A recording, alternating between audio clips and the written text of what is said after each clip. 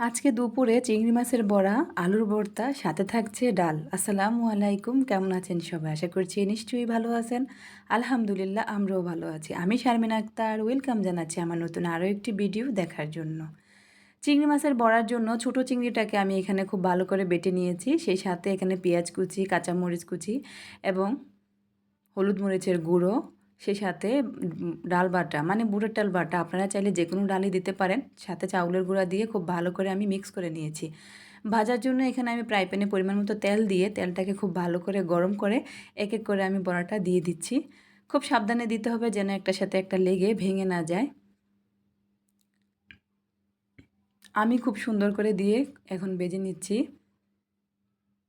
আসলে দুপুরে গরম ভাতের সাথে চিংড়ি মাছের বড়াটা খেতে কিন্তু অনেক ভালো লাগে।